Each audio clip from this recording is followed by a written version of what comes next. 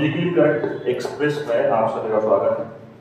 आज हम 27 मार्च से लेकर 1 अप्रैल तक जो भी महत्वपूर्ण घटनाएं, मैंने इसको टॉप 10 कहा है, मतलब इस वीक में, लास्ट वीक में जो भी 10 सबसे महत्वपूर्ण घटनाएं हुई हैं उस पर हम चर्चा करेंगे, बात करेंगे, पॉइंट टू पॉइंट बात करेंगे और डिटेल में बात करेंगे सारे सारे।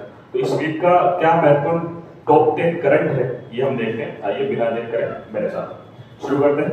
सबसे पहले एक प्यारा सा थॉट है आप सभी लोगों के लिए, जो कमजोर होते हैं वही किस्मत को रोते हैं, जिसने उगना होता है वो सीना चीर कर भी उगते हैं। ठीक है दोस्तों, तो आप सभी से कह रहा है कि संघर्ष करिए और सफलता पाइए। आइए आगे बढ़ते हैं। सबसे पहले करंट की बात करते हैं।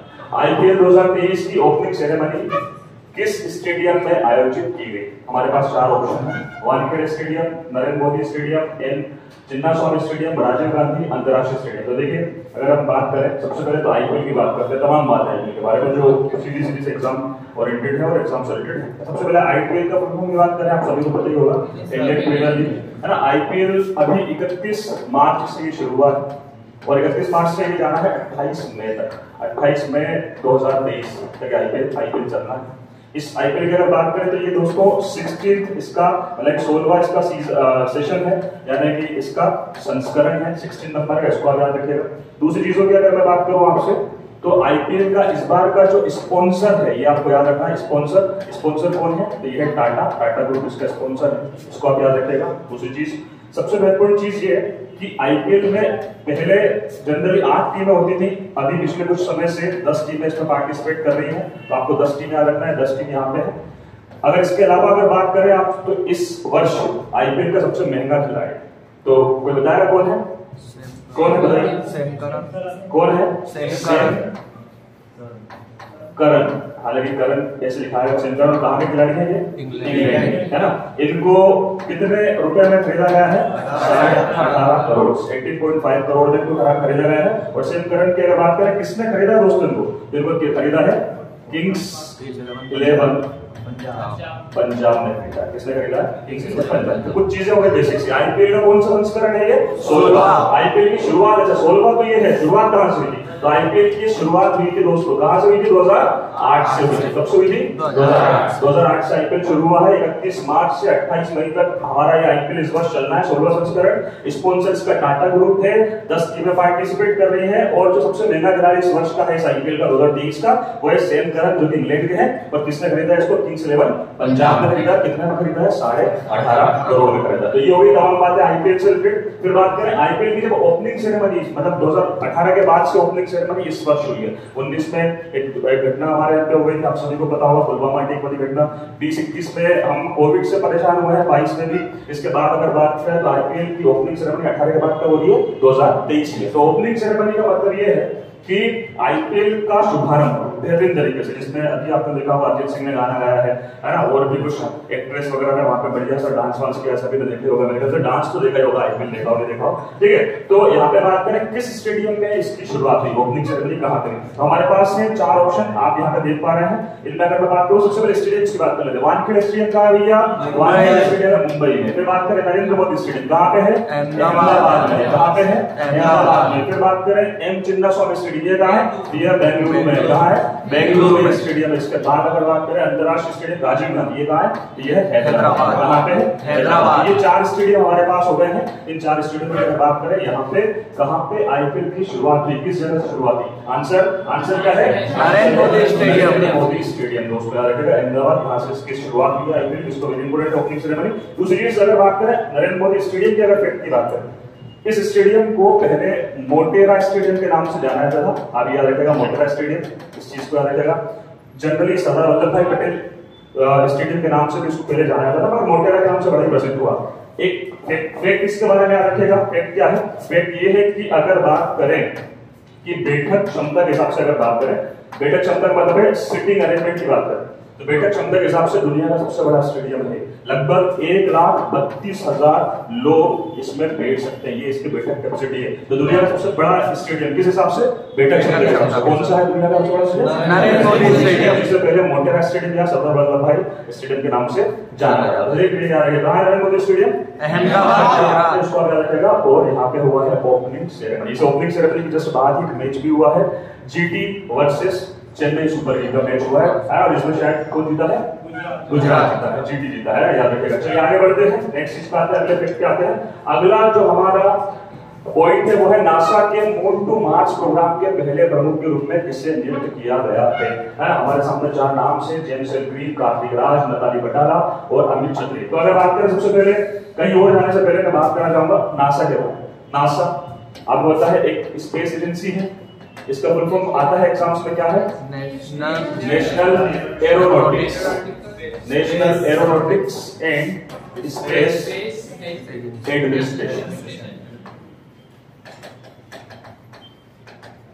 National aeronautics and space administration किस देश की कंपनी है दोस्तों? ये हमारी कंपनी है नासा, ये है अमेरिका की, यूएसए की, अमेरिका की कंपनी। और इसकी स्थापना कब हुई थी? 1958 में, 1958 में नासा की स्थापना हुई थी। नासा की तमाम चीजें हो गई, नासा की तमाम बात हो गई। पहले इसको कैनेडी स्पेस सेंटर के नाम से जाना जाता है, याद रखिएगा। राष्ट्रपति थे पहले जॉन एफ कैनेडी, यूएस के प्रेसिडेंट रहे, उनके नाम पे इसको बोलते थे कैनेडी स्पेस सेंटर। बाद में NASA national aeronautics and space administration कब स्थापना हुई इसकी? 1958 में। नासा ने एक प्रोग्राम शुरू किया है moon to Mars. Moon to Mars का मतलब क्या है दोस्तों? देखिए, मून टू मार्स का मतलब ये है कि नासा सबसे पहले ये क्या है? ये आपको क्या दिख रहा है? क्या है ये? वही है जिसमें जिसे देखकर हमारी माताएं बहनें क्या मनाती हैं? ये वही है ना। और ये वो है जिसे देखकर, जिसकी राशि में अगर ये हो तो लोग बड़े भय हो जाते हैं, डर जाते हैं। कौन? मंगल, है ना, मंगल। ठीक है, तो ये यहाँ से यहाँ तक जाने की प्लान नासा ने बनाया है। नासा ने प्लान बनाया है कि सबसे पहले क्या करेंगे? मून टू मार्स, मतलब पहले जाएंगे मून पे, यानी कि चंद्रमा पे। ठीक है, मतलब क्या है? चंद्रमा से मंगल। इन्होंने प्लान बनाया है कि लोगों को, अंतरिक्ष यात्रियों को पहले कहाँ पहुंचाया जाएगा? चंद्रमा पे। उनको पहुंचाने के बाद वहां से चीजें सीखेंगे कि लोगों को पहुंचाने में क्या नुकसान है, क्या बेनिफिट्स हैं, तमाम पॉइंट्स पे बात की जाएगी। और उसके बाद में उन्हीं लोगों को कहाँ पहुंचाने का प्लान होगा? मंगल पे। किसके कहते हैं? मंगल पे। और मंगल पे अभी तक आपको पता है कोई भी नहीं पहुंचा है। नासा ने चंद्रमा पे पहली बार किसी को पहुंचाया था, आपको पता है? किसको पहुंचाया था चंद्रमा पे? किसको पहुंचाया था? Neil Armstrong. और कौन गया था भैया इसके साथ? नील आर्मस्ट्रॉन्ग के साथ चंद्रमा पे जाने वाला दूसरा व्यक्ति कौन था? एल्ड्रिन। ये भाई सब दोनों के दोनों गए थे। किससे गए थे? अपोलो 11 से गए थे। अपोलो 11 से गए थे। और कब गए थे? 1969 में अपोलो 11 गया था। और अपोलो 11 में कौन दो लोग गए थे चंद्रमा पर उतरने वाले? चंद्रमा पे नासा पहले ही जा चुका है, अमेरिका पहले ही जा चुका है, मगर अब इसने प्लान बनाया कि वापस एक बार 2024 में सबसे पहले कहाँ पहुंचाएंगे? चंद्रमा पे। और फिर कहाँ पहुंचाया जाएगा लोगों को? मार्स पे। तो अगर देखा जाए तो अंतरिक्ष के प्लान से ये सारे नासा के इन्होंने प्रोग्राम शुरू किया, मून टू मार्स प्रोग्राम। और इसके पहले हेड कौन बना है? तो इसका पहला हेड बना है हमारे लिए बड़ी ही प्राउड की बात है। अमेरिका में जितने भी बड़े-बड़े पद हैं, जितनी बड़ी बड़ी कंपनियां हैं, जितनी चीजें हैं, उनमें अधिकतर भारतीय हैं। इसके हेड बने दोस्तों, याद रखेगा, अमित छत्री। ठीक है, याद रखेगा। तो नासा के मून टू मार्स प्रोग्राम का हेड कौन बना है?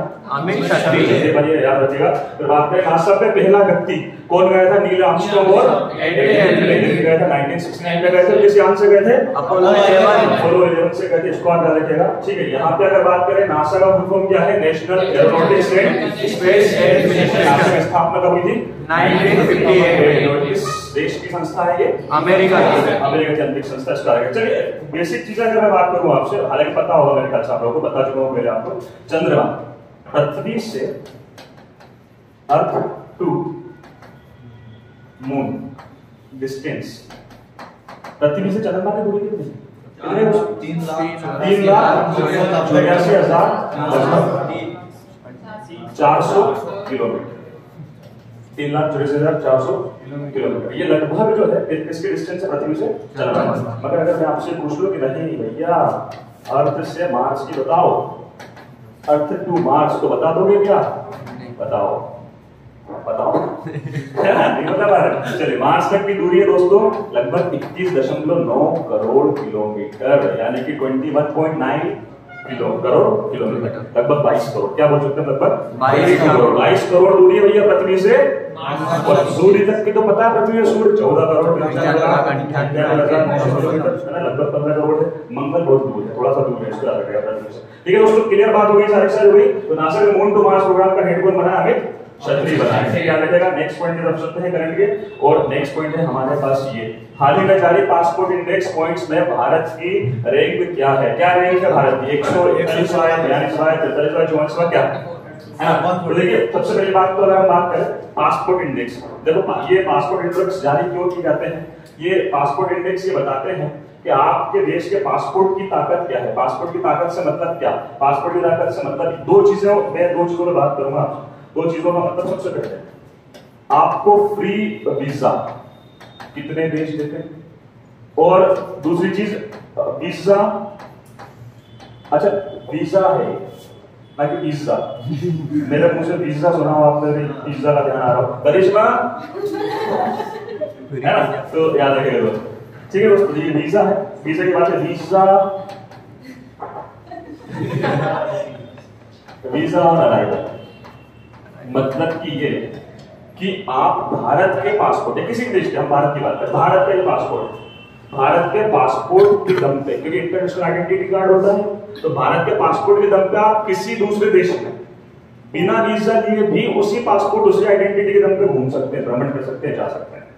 सारी बात पहली चीज तो ये, तो आपके जिस देश से जितने बेहतर संबंध होंगे उतने ज्यादा चांसेस होंगे आपके पासपोर्ट के वहां चलने के। सही है। दूसरी चीज, वीजा ऑन अराइवल का मतलब ये है कि आप यहां से अप्लाई नहीं कर रहे हैं वीजा के लिए। वीजा क्या है? वीजा का मतलब एक प्रकार से उस देश की अनुमति आपको उस देश में आने देने के लिए। ठीक है दोस्तों, तो जब आप वहां पे जाते हैं तो वहां जाने के बाद भी आप वीजा ले सकते हैं, एयरपोर्ट का मतलब वहां उतर सकते हैं, एयरपोर्ट का वीजा ले सकते हैं, उसके बाद उस देश में जितने दिन का वो वीजा देगा वहां घूम सकते हैं, वापस आ सकते हैं। ये दो सुविधाएं हैं, ये बेहतर चीजें हैं, है ना? कुछ देश ऐसे हैं या कई सारे देश ऐसे होते हैं जहां आपके संबंध बेहतर नहीं होते, तो वो आपको एंट्री नहीं देते, वीजा नहीं देते। और वीजा नहीं देते मतलब आप वहां पे अगर जाते हो तो वो आपको जबरदस्ती गिरफ्तार करके जेल में डाल देंगे, क्योंकि आप अनऑथोराइज्ड रूप से उनके देश में एंटर कर रहे हो। समझ आया? तो ऑथोराइज्ड रूप से अगर एंटर करना है तो आपके पास क्या होना चाहिए? वीजा होना चाहिए, है ना? तो अगर बात करें फ्री वीजा, मतलब आपके पासपोर्ट की ताकत अगर ज्यादा है, आपका पासपोर्ट ज्यादा बेहतर, आपकी कंट्री की, आपके पासपोर्ट की क्रेडिट जो है, साख जो है वो ज्यादा बेहतर है, तो आपका पासपोर्ट जो है वो अकेला ही चल जाएगा, जरूरत ही नहीं होगी वीजा। तो ये बताता है पासपोर्ट इंडेक्स कि आपके पासपोर्ट की ताकत क्या है ना दोस्तों? तो इन दो पॉइंट्स के ऊपर बताता है, जनरली याद रखिएगा। हम 2022 में हमारा जो स्कोर था ना, जो रैंक थी वो 138वीं थी दोस्तों, 138 यानी 138वीं रैंक थी। अभी हम लोग खिसक गए, हमारे पासपोर्ट की ताकत कमजोर हो गई, अब हम खिसक गए। कहाँ खिसक गए? 144। कितने नंबर पे खिसके? 6 नंबर से खिसके। पहले 2022 में हमारा जो पासपोर्ट था वो लगभग देखा जाए तो 138वें नंबर पे था, मतलब स्थिति बेहतर थी। अब स्थिति थोड़ी सी खराब हो गई है, कुछ इंटरनेशनल ट्रीटीज और तमाम चीजों की वजह से कुछ भी चीज है, तो ये चीजें खराब। मैं अगर बात करूं आपसे हमारे देश में ये चीजों की, हम अगर दूसरे देश से कंपेयर करें या हम दूसरे देश में जाना चाहते हैं, कितने देश जिनमें ये चीजें हमें मिल सकती है, वीजा ऑन अराइवल या फ्री वीजा के तौर पे। ये हमारे पास दोस्तों 59 कंट्रीज, कितने हमारे 59 कंट्रीज से ऐसे संबंध है, या हम ये बोले कि 59 कंट्रीज में हम लोग सीधे से ये चीजों पे जा सकते हैं, या तो फ्री वीजा भी हमें मिल सकता है, या फिर अगर बात करें तो वीजा और अराइवल भी हमें मिल सकता है। मतलब 59 कंट्रीज से में हमारा जो पासपोर्ट है वो अपनी क्रेडिट रखता है। ठीक है दोस्तों, इस चीज का रहेगा। और आपको क्या लगता है इस इंडेक्स में नंबर 1 पे कौन सा देश होगा? कौन सा देश की स्थिति ज्यादा बेहतर होगी बताइए? जापान की बिल्कुल सबसे ज्यादा है, मगर ये जो रैंक है ये वाला है ना, वो हेनली पासपोर्ट इंडेक्स से अलग है, ये अलग है। ठीक है, इसमें ये टाइम शिफ्ट के आधार पर चलता है, नया एक पॉइंट जोड़ा है टाइम शिफ्ट, उसके हिसाब से ये पासपोर्ट इंडेक्स निकाला है ना? तो याद रखिए उसमें जापान है हेनली पासपोर्ट इंडेक्स में। यहाँ पे अगर बात करें इस वाली लिस्ट में जो नंबर 1 का है वो है यूएई की जो पहुंच है ना, उसके पासपोर्ट की ताकत, उसके पासपोर्ट की ताकत इन 2 पॉइंट्स पे है, वो 181 देशों में पहुंच रखता है। कितने देशों में? 181 कंट्रीज में पहुंच रखता है। भारत कितने में रखता है भारत का पासपोर्ट? 59 है ना, याद रखिए। और दोस्तों अगर मैं बात करूं आप में से किसके पास पासपोर्ट है? किसी के पास है पासपोर्ट? में लाना भूलिएगा, आपके पास है किसी के पास? किसी के पास पासपोर्ट नहीं? चलिए किसी को देखना तो बताऊंगा। और जनरली यहाँ फोटो में दिया हुआ ये पासपोर्ट होता है जनरली हमारा, इसको कहते हैं भारत गणराज्य यानी रिपब्लिक ऑफ इंडिया। पासपोर्ट क्या होता है? इंटरनेशनल आइडेंटिटी कार्ड होता है ना, आईडी होता है ना, इंटरनेशनल आईडी होता है, याद रखें। चलिए आगे बढ़ते हैं नेक्स्ट। तो अभी पासपोर्ट इंडेक्स में हमारा कौन सा नंबर आया है? 144। पहले पिछले वर्ष कितने नंबर पे थे हम लोग? 138। स्लिप हुए हैं, कितने नंबर पे स्लिप हुए हैं? 144 पे पहुंच गए, इसको हटा देगा। ठीक है, चलिए आगे आते हैं नेक्स्ट। एसोचैम के नए अध्यक्ष के रूप में किसने पदभार ग्रहण किया है? मतलब कौन एसोचैम का अध्यक्ष बना है ना? ये भाई साहब बने हैं जो दिख रहे हैं आपको यहाँ पे, मंद मंद से मुस्कान को आपको दिख रही होगी, है ना? ये अध्यक्ष बने थे। जानते हैं लोग कौन है? पहचान कौन है? दिलीप कुमार, राजेश खन्ना, कौन है? सुमन सिन्हा। सुमन सिन्हा है ऐसा, ये कहना चाह रहे हैं आप? ठीक, पहचानते हो? रिश्तेदारी है इनसे? मतलब कैसे? मतलब तुक्का नहीं लगाना है सब, इनको पहचानते हो, इनकी बात कर रहा हूँ, ये इनको, है ना? अच्छा आगे बढ़ते हैं। देखिए बात करते, सबसे पहले एसोचैम की बात करते हैं, है ना? ये एसोचैम, सबसे पहले एसोचैम की बात करते हैं। एसोचैम का मतलब है ये एसोचैम, ठीक है? एसोचैम का मतलब है the associated chambers of commerce and industry. The associated chambers of commerce and industries, ये एसोचैम का फुल फॉर्म है।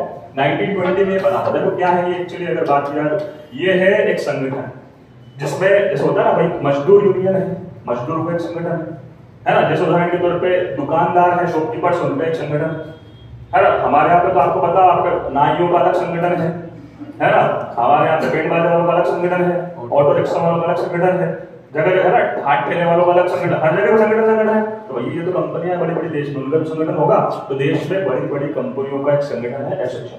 1920 बना था और देश में लगभग वर्तमान में 2.5 लाख कंपनियां, दोस्तों 2,50,000, 2.5 लाख कंपनियां जो है इसमें अभी रजिस्टर्ड है। इसके मेंबर्स हैं, इसके सदस्य, किसके सदस्य? एसोचैम। समझ आ गई इस बात को? एसोचैम एक बहुत बड़ा जो जितनी वाणिज्य कंपनियां होती हैं, हमारी कमर्शियल जो कंपनियां होती हैं, उनका एक संगठन है।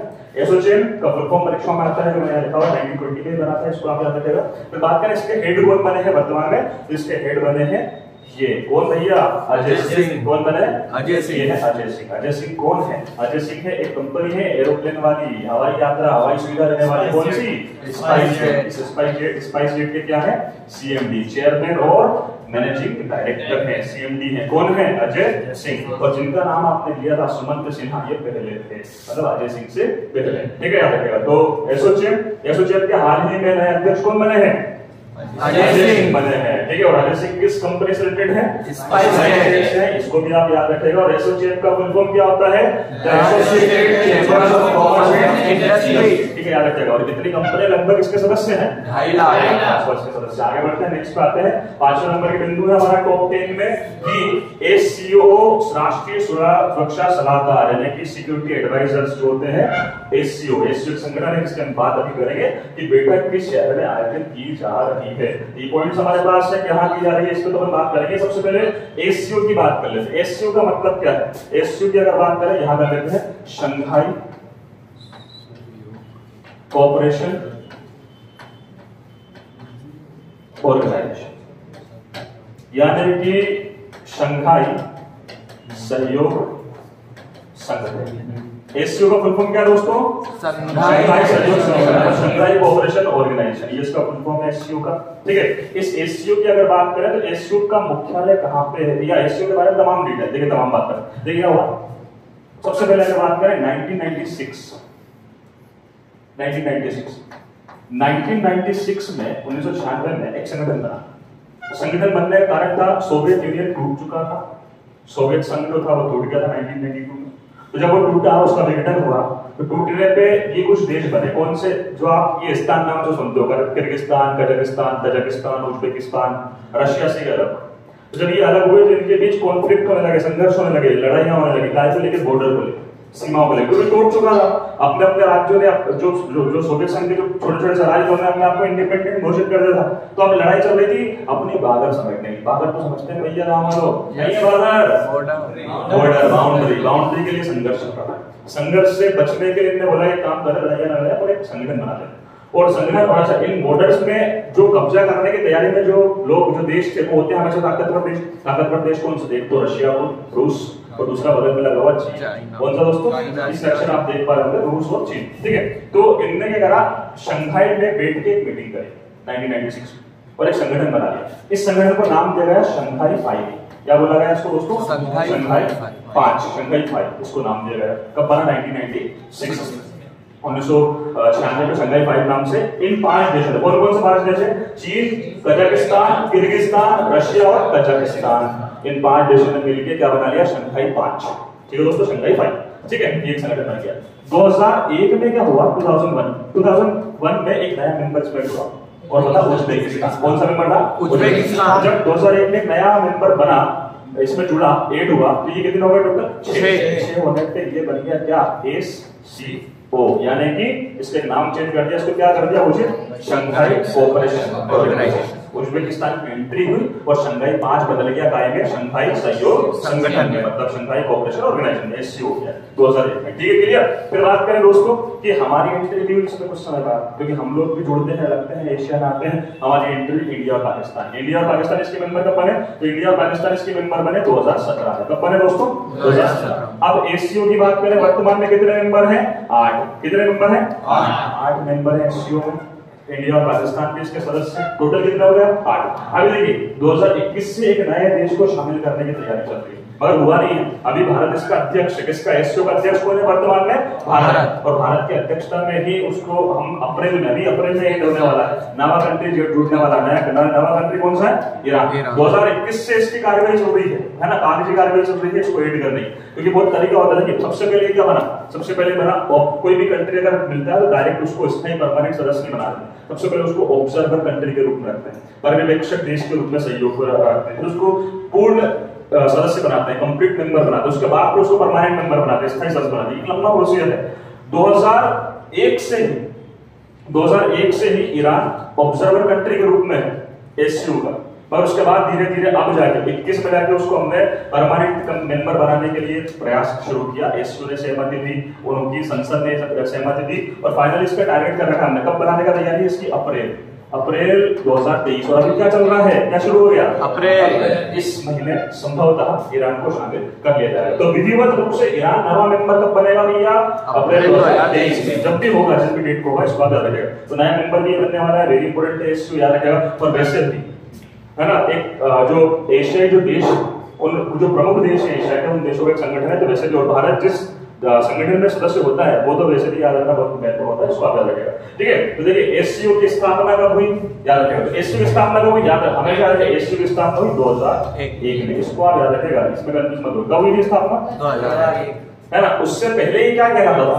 शंघाई 5, जो कब बना था? 1996 है ना। तो याद रखेगा 1996 में बना था ये शंघाई 5। SCO बना 2001 में, जब किसकी एंट्री हुई? उज्बेकिस्तान। क्लियर दोस्तों? उज्बेकिस्तान की एंट्री के बाद 2001 में क्या बन गया ये? शंघाई सहयोग संगठन, शंघाई कोऑपरेशन ऑर्गेनाइजेशन। ठीक है, फिर बात करें भारत और पाकिस्तान की एंट्री का हुई इसमें 2017 में। तो कितने मेंबर हो गए इसमें? 8। अभी नया कौन बनने वाला है? ईरान, है ना। कब बन जाएगा? लगभग अप्रैल 2023। उसका प्रोसीजर कब से चल रहा है? 2021 से चल रहा है, इसको आगे रखेगा। ठीक है, तो ये तो चीज हो गई। 8 मेंबर SCO के सदस्य हैं, शंघाई कोऑपरेशन ऑर्गेनाइजेशन, शंघाई सहयोग संगठन, ये संगठन है। पर बात करें इसके मुख्यालय की, हेडक्वार्टर, तो इसका मुख्यालय है चीन में ही। पर चीन में कहां पे है? चीन में वहां नहीं है जहां ये मीटिंग हुई थी। इसका मुख्यालय, इसका हेडक्वार्टर, तो इसका हेडक्वार्टर कहां है दोस्तों? बीजिंग में। कहां पे है? बीजिंग। याद रखिएगा, बीजिंग चीन। देखो, जबकि नाम से किससे जाना है? शंघाई सहयोग संगठन, जबकि इसका हेडक्वार्टर कहां पे? बीजिंग में। आगे ना नाम इसको आप पूरी को कहानी को याद रखिएगा। अब बात आती है भैया SCO के राष्ट्रीय सुरक्षा सलाहकार, है ना, नेशनल सिक्योरिटी एडवाइजर्स, NSA बोलते हैं इसको। क्या बोलते हैं? NSA, यानी कि नेशनल सिक्योरिटी एडवाइजर, है ना। आपको पता है भारत का NSA कौन है? कौन है ये बताइए? अजीत डोभाल। वेरी गुड, कौन है? अजीत डोभाल, है ना। शानदार पर्सनालिटी है अजीत डोभाल जी, है ना। पूर्व IPS है, आईबी के चीफ रहे हैं अजीत डोभाल, है ना, याद रखिएगा। और कई सारे किस्से हैं इनके, आपने एक था टाइगर मूवी टाइप से अगर देखिए तो कई सारे इस तरह से जासूसी किस्से हैं इनके। कैसे कहा थे 7-8 साल तक ये पाकिस्तान में भी रहे थे, खुफिया एजेंट के रूप में काम किया था, मतलब बहुत सारी चीजें हैं अजीत डोभाल के बारे में, बहुत सारी चीजें, बहुत सारी बातें। अजीत डोभाल वर्तमान भारत के राष्ट्रीय सुरक्षा सलाहकार, नेशनल सिक्योरिटी एडवाइजर है प्रधानमंत्री के, याद रखेगा। इनकी अध्यक्षता में ये जो मीटिंग हुई एससीओ की, ये कहाँ हो रही है? तो ये हो रही है नई दिल्ली में। कहाँ हो रही है? नई दिल्ली। क्लियर सारी चीजें वापस से बात करते हैं। एससीओ शंघाई कोऑपरेशन ऑर्गेनाइजेशन के राष्ट्रीय सुरक्षा सलाहकारों की बैठक मीटिंग कहाँ हो रही है? नई दिल्ली में हो रही है। भारत का राष्ट्रीय सुरक्षा सलाहकार इनमें से कौन है? अजीत डोभाल है ना। एससीओ का फुल फॉर्म क्या है? शंघाई कोऑपरेशन ऑर्गेनाइजेशन, बना था 2001 में। इससे पहले क्या था? शंघाई है ना, 1996 में 5 देश थे, है ना, याद रखिएगा। भारत का किसका सदस्य बना? है ना। भारत के साथ कौन देश बना था? पाकिस्तान। अभी नया कौन जोड़ने की संभावना है? ईरान। ठीक है, चलिए आगे बढ़ते हैं नेक्स्ट इसका। अब आते हैं वर्ल्ड बैंक। वर्ल्ड बैंक ने किस राज्य में स्वच्छ पेयजल के लिए 36.3 करोड़ अमेरिकी डॉलर का ऋण मंजूर किया है? किस राज्य के लिए ये ऋण मंजूर किया है? इनका मानना ऐसा है, वर्ल्ड बैंक का मानना ऐसा है, ये जो राज्य है भारत का, ये जो राज्य है इनमें से कोई एक राज्य है जिसमें की पेयजल की समस्या है, स्वच्छ पेयजल नहीं है। ऐसा इनका मानना है कि लगभग 70% जो जगह है यहाँ पे वो शुष्क है, ड्राई है ना। तो शुष्क होने के कारण वहां पे पानी की बड़ी समस्या है, और पानी है भी तो फिर वो गंदा पानी है, स्वच्छ नहीं है, प्योर नहीं है, ये इनका मानना है। इस वजह से इनने इनको लोन दिया, कर्ज दिया, है ना, ऋण दिया। किसको दिया भैया? इनमें से किसी राज्य को। सबसे पहले वर्ल्ड बैंक की बात कर लेते हैं। वो वर्ल्ड बैंक की बात करें, वर्ल्ड बैंक की स्थापना कब हुई थी? वर्ल्ड बैंक, है ना, वर्ल्ड बैंक की स्थापना कब हुई थी दोस्तों? जुलाई 1944 में, है ना। ब्रेटन वुड्स सम्मेलन के बाद इसकी स्थापना हुई थी जुलाई 1944 में। इसके मेंबर्स की बात करें, सदस्यों की बात करें, कितने हैं? 189। कितने सदस्य हैं? 189। और इसका मुख्यालय कहाँ है दोस्तों? वॉशिंगटन डीसी में इसका मुख्यालय, वॉशिंगटन डीसी में इसका मुख्यालय, ये याद रखिए वर्ल्ड बैंक। ठीक है, इसके सदस्य देश कई बार एग्जाम्स में आ चुके हैं, इनको याद रखिएगा, है ना। इसका अध्यक्ष भी पता ही होगा, डेविड मालपास इसके अभी अध्यक्ष, इसको याद रखिएगा। ठीक है, चेंज हो गए अजय बंगा, ठीक है, हाँ वो पिछले करंट में बात है, बिल्कुल चेंज होगा, अजय बंगा में है। ठीक है, तो वर्ल्ड बैंक के बारे में जुलाई 1944 पूरी कहानी बता रखिएगा। अब बात करें कि ये जो ऋण मंजूर हुआ है अमेरिकी डॉलर का 36.3, वो किस स्टेट के लिए हुआ है ना? किस स्टेट के लिए हुआ है? तो ये हुआ है कर्नाटक। किसके लिए हुआ है दोस्तों? कर्नाटक। ठीक है, कर्नाटक के लिए हुआ है, याद रखिएगा। कर्नाटक के, अगर मैं आपसे पूछ लूं क्या कर्नाटक के सीएम कौन है कर्नाटक के, है ना? तो ये है, कौन है?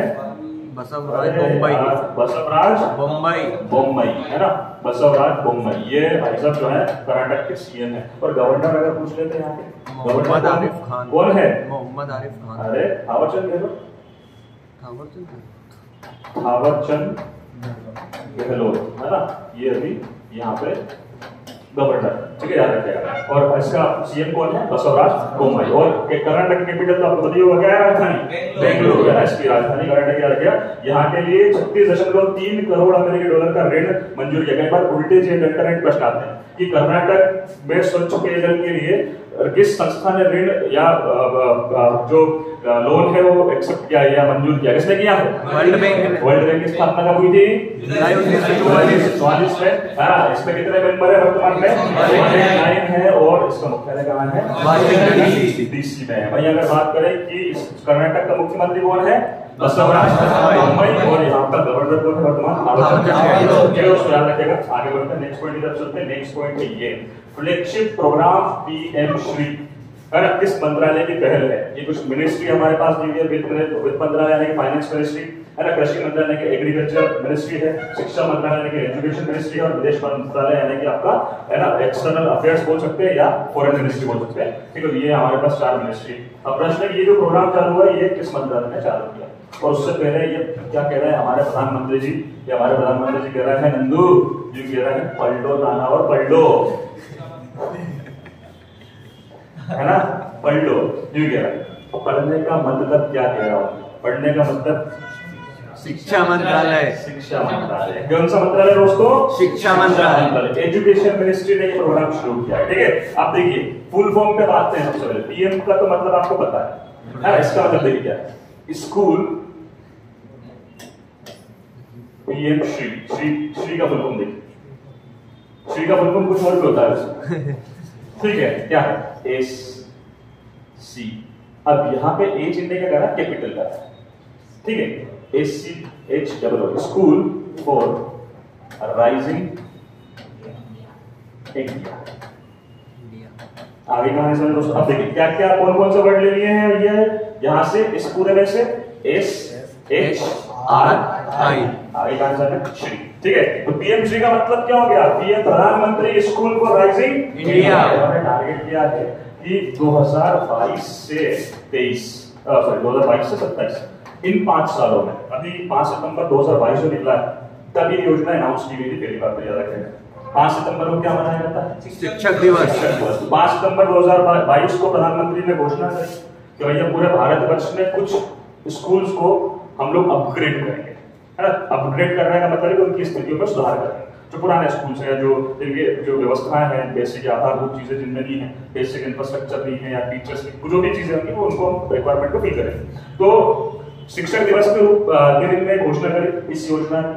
इम्प्लीमेंटेशन 22 से 27 में हो रहा है, मगर तब से क्या हो रहा था, लिस्ट तैयार हो रही थी क्योंकि चूज करना था कौन कौन से स्कूलों में इस योजना को लागू करना है। ठीक है ना दोस्तों, अब लागू कर रहे हैं अब से। इन्होंने टारगेट रखा 22 से 27 के 5 सालों में देश में लगभग 14,500 स्कूलों का कायाकल्प करना है, उनकी स्थितियों को सुधारना है। कितने? 14,500 स्कूलों को। ठीक है, अब 5 सितंबर की चीज मैं आपको क्यों बता रहा हूं, क्योंकि 5 सितंबर की योजना अनाउंस की, तब से इस योजना में काम चल रहा था और स्कूलों को चूज करना है काम हो रहा था। कितने स्कूल चूज करना है? 14,500। मगर फर्स्ट इसके चरण में, फर्स्ट स्टेप में इस बार अभी 9,000 स्कूल्स की लिस्ट, शॉर्ट लिस्ट तैयार कर ली गई है। ठीक है, याद रखिए कितने स्कूल की? 9,000 स्कूलों में अभी से ये योजना लागू होने वाली है। इनका टारगेट है हर ब्लॉक में 2 स्कूलों को लेना।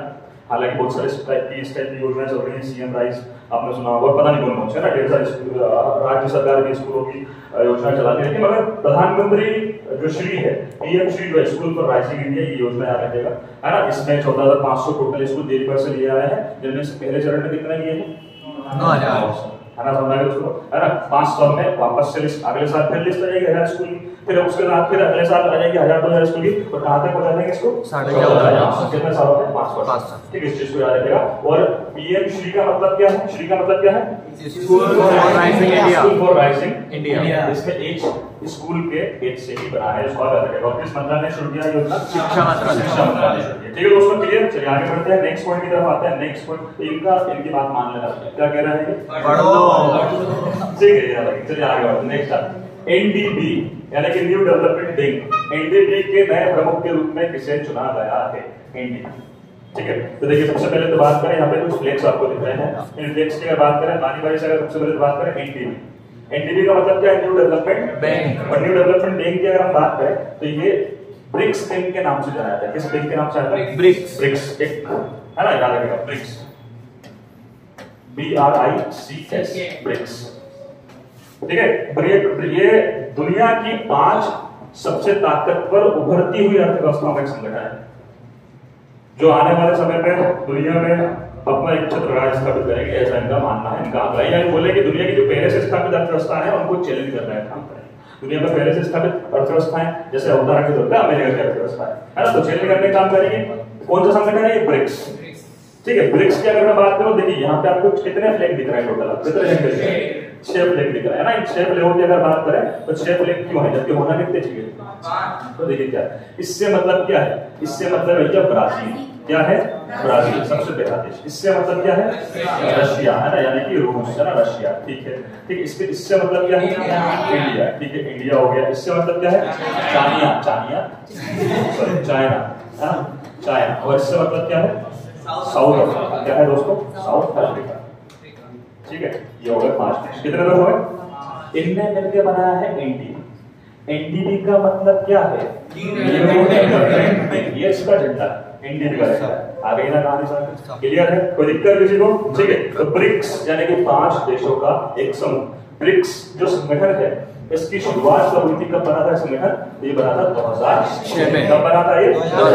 2006 में। जब ये बना था ना ब्रिक, ये इसमें साउथ अफ्रीका नहीं था। कौन नहीं था? साउथ अफ्रीका इसमें जुड़ा है 2010 में। कब जुड़ा है? 2010, है ना। तो ये पहले किस नाम से जाना जाता था नंदू? पहले ये ब्रिक के नाम से जाना जाता था। किसके नाम से? BRIC, brick. कब? 2006। ठीक है, साउथ अफ्रीका कब जुड़ा इससे? 2010 में। जब ये जुड़ गया तो ये हो गया ब्रिक्स। बी से ब्राजील, ए आर से रशिया, आई से इंडिया, सी से चाइना, और एस से साउथ अफ्रीका। ठीक है, सब तमाम प्रश्न इसके एग्जाम्स में आते हैं। ब्रिक्स जा रहे हैं। ब्रिक्स ने बैंक शुरू किया, कौन सा बैंक है? New development bank. एनडीबी की शुरुआत हुई 2015 से। कब से हुई दोस्तों? 2015 से एनडीबी की न्यू डेवलपमेंट बैंक की स्थापना हुई, शुरुआत हुई। ये बैंक का है, ये बैंक वहां है जहां पे वो संगठन का मुख्यालय नहीं था। शंघाई कोऑपरेशन ऑर्गेनाइजेशन का मुख्यालय शंघाई के हिसाब से कहाँ आना चाहिए था? शंघाई में, मगर वो कहाँ था? आगे लगा इसमें एनडीबी है वहां जहां पे संगठन बना था। शंघाई। एनडीबी का मुख्यालय कहाँ है? शंघाई। शंघाई कहाँ है? चीन। यह मुख्यालय 2015 से। आगे दोस्तों कहानी से 2015 से। ठीक है, याद रखिएगा। अब बात करते हैं वापस एनडीबी का नया हेड, चेयरमैन, मुखिया, प्रमुख कौन बना है? तो एनडीबी का मुखिया कौन बना है दोस्तों? एनके सिंह, दिलमा रोसेफ, मार्कोस ट्रोहियो या अमिताभ कांत। कौन बना है? क्या लगता है? मार्कोस। अगर तुम्हें पता होता है बस नाम लंबा चाहिए, बस मार्कोस। तो अभी सुना तो नाम मार्कोस? एनके सिंह तो नाम ही चेंज कर दिया उसने, नहीं सुना? एनके सिंह हो गया। ठीक है भाई, मार्कोस भी नहीं है, एनके सिंह भी नहीं है, दिलमा रोसेफ। कौन बनी है? दिलमा रोसेफ। ये ब्राजील की पूर्व राष्ट्रपति। कौन है? ब्राजील की पूर्व राष्ट्रपति। याद रखिए, ब्राजील के पूर्व राष्ट्रपति दिलमा रोसेफ। ये कौन बने थे? एनडीबी के नए प्रमुख है। ठीक है दोस्तों, क्लियर? वापस से बात करते हैं। एनडीबी किनका बैंक है? ब्रिक्स।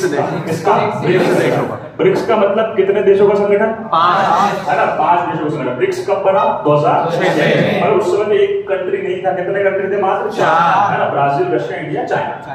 फिर एक नया कंट्री का ऐड हुआ इसमें।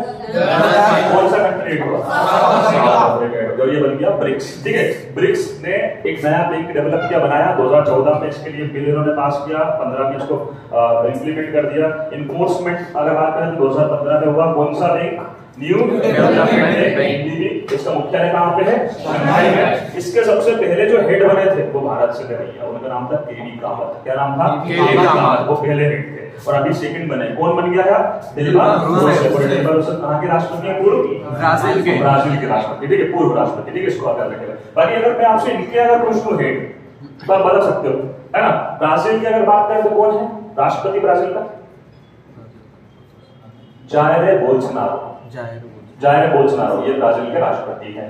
Jair Bolsonaro. अब इसी नाम में कुछ नहीं कर सकते भाई। अगर गीसा दास, मांगी लाल, राम बाबू, गिरधारी लाल, गुजरी by, Bhuri Bai, Giza by ये होते तो बहुत आसानी से याद हो जाते, पर इनके नाम उनके हिसाब से अब हमें थोड़ी समस्या होती है। जैसा भाई ब्राजील कौन है राष्ट्रपति? Jair Bolsonaro. ठीक है, रशिया का राष्ट्रपति व्लादिमीर पुतिन। और इंडिया का आपको पता ही है, क्या नाम देखा? द्रौपदी मुर्मू जी। अरे राष्ट्रपति द्रौपदी मुर्मू, प्रधानमंत्री नरेंद्र मोदी। फिर बात करें भैया चाइना। कौन? शी जिनपिंग राष्ट्रपति है। और साउथ अफ्रीका के प्रेसिडेंट कौन है? साउथ अफ्रीका का प्रेसिडेंट सिरिल रामाफोसा। कौन है? Cyril Ramaphosa. ठीक है, रामाफोसा, सिरिल रामाफोसा ये साउथ अफ्रीका के राष्ट्रपति। ठीक है दोस्तों, इन सबको याद रखिएगा। एनडीबी याद रखिएगा, शंघाई याद रखिएगा। नया हेड बना है दिलमा रोसेफ। चलिए आगे चलते हैं, नेक्स्ट पॉइंट की तरफ चलते हैं। ये भैया किस टीम ने महिला प्रीमियर लीग यानी कि WPL आपको दिख रहा होगा, WPL वुमेन्स प्रीमियर लीग 2023 का टाइटल जीता है। देखो लड़ाई चल रही 2008 से आईपीएल चला रहे हो, 2008 से आईपीएल चला रहे हो, है ना। इंडियन प्रीमियर लीग चला रहे हो, लड़के क्रिकेट खेल रहे हैं, खूब सारा पैसा कमा रहे हैं, तमाम चीज चल रही है। हमारी छोरियां कहीं छोरों से कम है? बस इस बात की तर्ज पे शुरू हो गया WPL 2023 से, इसी साल से, है ना। WPL कब शुरू हुआ है? 2023। इसका फुल फॉर्म क्या है WPL का? वुमेन्स प्रीमियर लीग यानी कि महिला प्रीमियर लीग। ठीक है दोस्तों, पहले ही संस्करण है। इस पहले ही संस्करण में ये भाई की टीम जीती। ये भाई को जानते हो कौन है? Very good. कौन है भैया?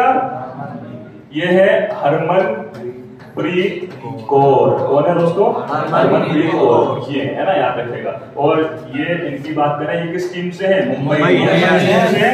अगर मैं आपसे पूछ लूं WPL का टाइटल अगर जीता है, किसने जीता है WPL? मुंबई इंडियंस जीता है। मुंबई इंडियंस के कैप्टन कौन है? हरमनप्रीत कौर। याद रखिएगा दोस्तों ना ये। और ये WPL जो था ये कौन सा संस्करण है इसका? फर्स्ट है ना, WPL फर्स्ट है। ठीक है, याद रखिएगा। मुंबई में सारे मैचेस हुए हैं, है ना। मुंबई में कहाँ हुए मैचेस? मैच हुए हैं मुंबई में सारे। और मुंबई में सारे मैच हुए और जीती मुंबई इंडियंस से इसको याद रखेगा। टीम कितनी है इसमें? तो टीम है इसमें टोटल 5। कितनी है? 5। ठीक है, याद रखेगा। और इनने हराया किसको है? तो इनने हराया है दिल्ली कैपिटल्स को। किसको हराया है? दिल्ली कैपिटल्स, याद रखिएगा। ठीक है दोस्तों, क्लियर? वापस बात कर रहा हूँ, महिला premier league, women's premier league कब हुआ? 2023। कौन सा संस्करण था? कौन सा सेशन था? पहला सेशन था। ठीक है, पहले सेशन में सारे कितनी टीमों ने पार्टिसिपेट किया? 5। जबकि आईपीएल में कितने कर रहे हैं? 10। ठीक है, फिर बात करें आईपीएल का 16वां है, ये पहला संस्करण है, इसको याद रखिएगा, कंपेयर कर लीजिएगा। फिर बात करें इसका अधिकतर मैच का हुआ मुंबई में, वो याद रखिएगा। फिर बात करें कि मुंबई में जो 5 टीमों के बीच वुमेन्स प्रीमियर लीग हुआ, इसका चैंपियन कौन है? वुमेन्स मुंबई इंडियंस से फाइनल मैच में किसको हराया है? दिल्ली कैपिटल्स को। और इस मुंबई इंडियंस की कैप्टन कौन है? हरमनप्रीत कौर है। ठीक है, याद रखिएगा। चल, डब्ल्यूपीएल देखा आपने किसी ने? डब्ल्यूपीएल देखा किसी ने? लड़कों लड़कियों हमारे छोटे देखो आईपीएल में घुसे जा रहे हैं। इनके चक्कर में अभी मई में खत्म हुआ था 2022 वाला आईपीएल, सितंबर में हुआ था, मई में हुआ था 2022 का, और 23 में वापस से आईपीएल हो रहा है। अभी मार्च अप्रैल में शुरू हो गया। इतना तरह से इनको हमारा राम बाबू तो मोबाइल भी लेके आता नहीं आता कोई भी काम करे मोबाइल लेके चला राम बाबू का। सोचो तुम भी बढ़ाओ, देखो मैचेस देखो, कुछ जाना अच्छा है ना यार। कौन है ये लड़के कैसे का क्रिकेट विकेट कर रही है क्या, है ना? कुश्ती देखोगी, करिश्मा क्या करोगी? आईपीएल ही देखती हो? बताओ, आईपीएल ही कौन सा क्रिकेटर है कि जो बड़ा मतलब पसंद है तुम्हें? आईपीएल में कोई क्रिकेटर पसंद है? कौन? रोहित शर्मा। ठीक है, ठीक है, रोहित शर्मा अगर आप देख रहे हैं वीडियो तो याद रखें हमारे। चलिए आगे नेक्स्ट अगले पॉइंट की तरफ चलते हैं। Now top 10 weekly current express जो है करेक्ट की तरफ से, इसका हमने टॉप 10 का सेशन वीकली का पूरा लिया है पिछले लास्ट वीक का। इस लास्ट वीक का 10वां नंबर का अंतिम बिंदु हमारा कौन सा है, इसका आगे बात करते हैं वापस से। और ये है ये भारतीय रिजर्व बैंक यानी कि आरबीआई ने हाल ही में किस बैंक पर 30 लाख रुपए का जुर्माना लगाया है। ठीक है, तो हमारे यहाँ पे दो दोस्तों आपको पता है आरबीआई की अगर बात करें, थोड़ी सी आरबीआई के बारे में बात करें, रिजर्व बैंक की बात करें, तो आपको पता है आरबीआई जो है ना वो क्या है? आरबीआई क्या है? बैंकों का बैंकों का पिता आरबीआई है ना, reserve bank of India. RBI की स्थापना कब हुई आपको पता है? 1 अप्रैल 1933 को हुई थी। 1935 में इसकी स्थापना हुई थी। मुख्यालय कहाँ है इसका? हेडक्वार्टर मुंबई में, मुख्यालय है मुंबई में। और इसका अगर बात करें कि इसका अभी आरबीआई का गवर्नर कौन है दोस्तों? कौन है गवर्नर? शक्तिकांत दास है ना, ये भाई साहब जो है इसके हेड है, अभी गवर्नर है। ठीक है, याद रखिएगा। ये तो आरबीआई की डिटेल। आरबीआई चूंकि बैंकों का बैंक है, तो आरबीआई समय समय पर सारे जितने भी बैंक इसके शेड्यूल में है, इसकी सूची में दर्ज है, जितना को भी परमिशन, बैंक को भी परमिशन ये देता है बैंक बनने, तो जितने बैंकों को परमिशन देता है उनसे पहले एग्रीमेंट कराता है, भैया ये नियमों को आपको फॉलो करना पड़ेगा। अगर आप इन नियमों को फॉलो नहीं करोगे तो हम आप पे जुर्माना लगाएंगे, यहाँ तक कि आपकी मान्यता को भी कैंसिल कर सकते हैं। तो ये आरबीआई की ताकत है, आरबीआई ताकतवर बैंक है ना, देश का राष्ट्रीय बैंक है, राष्ट्रीयकृत बैंक है, नेशनलाइज्ड बैंक है आरबीआई। तो रिजर्व बैंक ऑफ इंडिया की बात करें, उन्होंने अभी ये 30 लाख रुपए का जुर्माना लगाया इनमें से किसी बैंक पर। Karur Vysya bank, yes bank है, यूनियन बैंक ऑफ इंडिया है, एक्सिस बैंक है। कौन सी बैंक आपने करूर वैश्य बैंक का नाम सुना है? कभी नहीं सुना है। ठीक है, कभी नहीं सुना है। ठीक है, यस बैंक का नाम सुना है? सुना है। यूनियन बैंक ऑफ इंडिया सुना है। ठीक है, और एक्सिस बैंक सुना है, ये नहीं सुना। तो आपको क्या लगता है कौन से बैंक कौन पे जुर्माना लगाया? यस बैंक, ठीक है, और एक्सिस बैंक। और कई बार ऐसा होता है कि जो चीजें हमने सुनी नहीं होती ना वो भी हो जाती है। करूर वैश्य बैंक, ठीक है, रखेगा। ये एक जगह है करूर में, कहाँ पे दोस्तों? करूर। और ये कहाँ है? तमिलनाडु। कहाँ पे? तमिलनाडु। करूर तमिलनाडु का एक बैंक है, करूर वैश्य बैंक, क्या रखेगा। इस बैंक के ऊपर जुर्माना लगाया है आरबीआई ने, है ना। 1916 में इस बैंक की स्थापना हुई, 1916 के आसपास इसकी स्थापना हुई। काफी पुराना बैंक है, पर ये इसकी ब्रांचेस फिलिपीन हमारे उत्तर भारत में आई है, इस वजह से शायद हम लोग उससे परिचित नहीं है। मगर ऐसा नहीं कि जो चीजें हमने नहीं सुनी हो, नहीं देखी, वो होती नहीं, सब कुछ होती है ना, याद रखेगा। तो आरबीआई ने जुर्माना लगाया। अब प्रश्न कई बार अल्टीमेटली वाले आते हैं, आरबीआई ने करूर वैश्य बैंक पे कितने रुपए का जुर्माना लगाया? 30 लाख रुपए, है ना। करूर वैश्य बैंक किस राज्य से है? किस राज्य? तमिलनाडु में, है ना, इसको आप याद रखेगा। ठीक है, और आरबीआई की स्थापना कब हुई थी? 1 अप्रैल। तो ये लास्ट वीक का पूरा हमारा करंट टॉप 10 करंट। आइए एक बार रैपिड राउंड चला लेते हैं। रैपिड राउंड से मतलब ये है कि सारे बिंदुओं पे हम लोग एक बार पुनः बात कर लेते हैं फर्स्ट से लेके आईपीएल, आईपीएल का कौन सा संस्करण है? आईपीएल की शुरुआत कब से हुई? 2008 से। आईपीएल का फुल फॉर्म क्या है? Indian premiere league. आईपीएल की शुरुआत हुई 2008 से, है ना? आईपीएल में वर्तमान में कितनी टीमें पार्टिसिपेट कर रही हैं? 10 कर रही हैं। आईपीएल की अगर बात करें, ये जो 16वां संस्करण है कब से कब तक चलना है? 31 मार्च से 28 तक, है ना? इस बार का स्पॉन्सर कौन है? टाटा ग्रुप।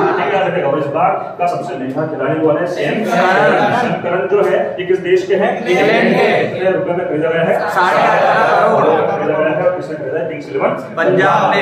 ठीक है। वहां के स्टेडियम का दोस्तों मुंबई। नरेंद्र मोदी स्टेडियम का है अहमदाबाद। M Chinnaswamy stadium Bengaluru. राज्यपाल के अंदर हैदराबाद में। याद रखेगा। फिर बात करें कि ये जो ओपनिंग सेरेमनी हुई है जिसमें कहां पे हुई है? ये नरेंद्र मोदी स्टेडियम। दुनिया में सीटिंग कैपेसिटी के हिसाब से, बैठक क्षमता के हिसाब से सबसे बड़ा स्टेडियम नरेंद्र मोदी स्टेडियम। याद रखेगा। मोटेरा स्टेडियम जिसको पहले कहते थे इंडिया रखेगा। कितना लोग बैठ सकते हैं इसमें? लगभग 1,32,000, है ना? आप कुछ मैंने कल देखा था, अरिजीत सिंह गाने से पहले उसने क्या कहा भी है कि पहली बार, मुझे माफ करना कोई गलती हो जाए तो, क्योंकि पहली बार में इतनी बड़ी स्केल पे, इतनी बड़ी क्षमता में लोगों को गाना सुना रहा हूँ, यानी कि मैं परफॉर्मेंस दे रहा हूँ इतनी बड़ी क्षमता, क्योंकि 1 लाख लोग बहुत ज्यादा हो जाते हैं। 1,30,000 नरेंद्र मोदी स्टेडियम। ठीक है, इसने नाम चेंज करा है, इसका भी नरेंद्र मोदी स्टेडियम कर दिया। पहले मोटेरा स्टेडियम था, सरदार वल्लभ भाई स्टेडियम के नाम से जाना जाता था। अगले पॉइंट की तरफ चलते हैं। नेक्स्ट पॉइंट है हमारा कि नासा ने एक प्रोग्राम शुरू किया, मून टू मार्स, है ना? मून पे हालांकि नासा पहले ही जा चुका है। बोल रहा है सबसे पहले नील आर्मस्ट्रांग। है ना? कब गए थे? 1969 में गए थे। ठीक है, रखेगा। और अगर बात करें कि कौन से यान से गए थे? अपोलो से गए थे। याद रखेगा। नासा का फुल क्या है? नेशनल नासा की स्थापना कब हुई थी? 1958। किस देश का है ये? अमेरिका का। इसको याद रखेगा। अभी नासा ने जो नया प्रोग्राम शुरू किया है, मून टू मार्स, इसका हेड किसको चुना है? अमित शास्त्री को चुना है। इसको याद रखेगा दोस्तों। ठीक है, अमित शास्त्री को चुना है। और मैं आपको बता दूं, अर्थ से मून की दूरी, पृथ्वी से चंद्रमा की दूरी कितनी है? नहीं, बात करें अर्थ से मार्स की दूरी कितनी? लगभग 21.22 करोड़। ठीक है, अगले पॉइंट की तरफ चलते हैं। नेक्स्ट, हाल ही में जारी पासपोर्ट इंडेक्स में भैया भारत की रैंक कौन सी है? 144। पिछले साल कौन सी थी? 138। स्लिप हुए हैं, कितने नीचे गिरे हैं? 6। याद रखेगा। ठीक है, पासपोर्ट। ठीक है, और नंबर 1 पे कौन है इसमें? यूएई। अगले तरफ चलते हैं। एसोचैम का फुल फॉर्म क्या होता है? Association chamber of commerce and industry. ASSOCHAM की स्थापना कब हुई? 1920 में। वर्तमान में कितनी कंपनियां सदस्य हैं? 2.5 लाख। एसोचैम के नए हेड कौन बने हैं? अजय सिंह। किस कंपनी से रिलेटेड है ये? स्पाइसजेट। याद रखेगा। नेक्स्ट पॉइंट है, एससीओ का राष्ट्रीय सुरक्षा सलाहकारों का सम्मेलन कहां हो रहा है? नई दिल्ली। भारत के एनएसए यानी कि नेशनल सिक्योरिटी एडवाइजर कौन है? अजीत डोभाल। अजीत डोभाल है। एससीओ का फुल फॉर्म क्या है? Shanghai cooperation organisation. SCO full form है। इसमें कितने सदस्य वर्तमान में हैं? 8। नया कौन जुड़ने वाला है? ईरान। एससीओ की स्थापना कब हुई थी? 2001। में हुई थी। पहले का कहलाता था ये शंघाई फाइव 1996 में। ठीक है दोस्तों, याद रखिएगा। भारत का रेट हुआ है इसमें 2017 में रेट हुआ है। ठीक है, वर्ल्ड बैंक ने किस राज्य को लोन दिया है भैया स्वच्छ पेयजल के लिए? कर्नाटक। कर्नाटक को दिया। कर्नाटक का सीएम कौन है? बसवराज बोम्मई। गवर्नर कौन है? थावर चंद। ठीक है, वही बात करें। वर्ल्ड बैंक की स्थापना कब हुई थी? जुलाई 1944 में। और इसके कितने मेंबर है कंट्री? 189। फ्लैगशिप प्रोग्राम एक शुरू हुआ है, पीएम श्री का फुल फॉर्म क्या है? प्रधानमंत्री जी क्या बोल रहे हैं? फिर बात करें पीएम श्री की, बात करें किस मंत्रालय ने शुरू किया है? शिक्षा मंत्रालय। ठीक है, कितने साल का इसमें टारगेट रखा है? 5। ठीक है, इसके बाद अगर बात करें NDB, new development bank, new development bank के नए प्रमुख कौन बने हैं? डिल्मा रूसेफ, ब्राजील के पूर्व राष्ट्रपति हैं, याद रखिएगा डिल्मा रूसेफ। फिर बात करें एनडीबी को किस अन्य नाम से जाना जाता है? BRICS bank. ब्रिक्स संगठन का ही बैंक है, ब्रिक्स बैंक के नाम से जानते हैं। ब्रिक्स की स्थापना कब हुई थी दोस्तों? 2006 में। 2006 में कितने देशों से? 4। इसमें नया 5वां देश कौन सा? South Africa. कब आया? 2010 में। ठीक है दोस्तों, याद रखिएगा। फिर बात करें एनडीबी का मुख्यालय कहां है? एनडीबी का शंघाई। याद रखिएगा। फिर बात करें कि WPL वुमेन्स प्रीमियर लीग पहली बार हुआ है। इस बार जो हुआ है मुंबई में हुआ है पहली बार। 5 टीमों ने पार्टिसिपेट किया है और जीता कौन है इसमें? मुंबई इंडियंस जीता है। और किसको हराया? दिल्ली कैपिटल्स। मुंबई इंडियंस के कैप्टन कौन है? हरमनप्रीत कौर है, याद रखिएगा। लास्ट पॉइंट की तरफ चलते हैं। अगला पॉइंट है ये कि आरबीआई ने हाल ही में किस बैंक के ऊपर जुर्माना लगाया? किस बैंक के ऊपर? किस स्टेट में भैया? तमिलनाडु। कितने लाख का जुर्माना लगाया है? 30 लाख। आरबीआई की स्थापना कब हुई थी? 1930 इसकी स्थापना हुई थी। अगर बात करें बैंकों का, बैंक है, बैंकों का पिता इसको माना जाता है ना? बैंक भारत में अगर आपको खोलना है, आपको इसको खोलना चाहता है बैंक? कोई नहीं खोलना चाहता, सिर्फ पैसे निकालना चाहता हो तुम। नहीं खोलना है तो वही में यस सर प्रदीप बैंक खोलना चाहता है, लूटना चाहता है, डूबना चाहता है, लूटना लूटना चाहता है। खोलेगा। ठीक है दोस्तों, बात करें आरबीआई के गवर्नर कौन है अभी? ठीक है दोस्तों, तो ये था करंट पॉइंट की तरफ से, मेरी तरफ से लास्ट वीक का टॉप 10 करंट अफेयर। कैसे खुलती है?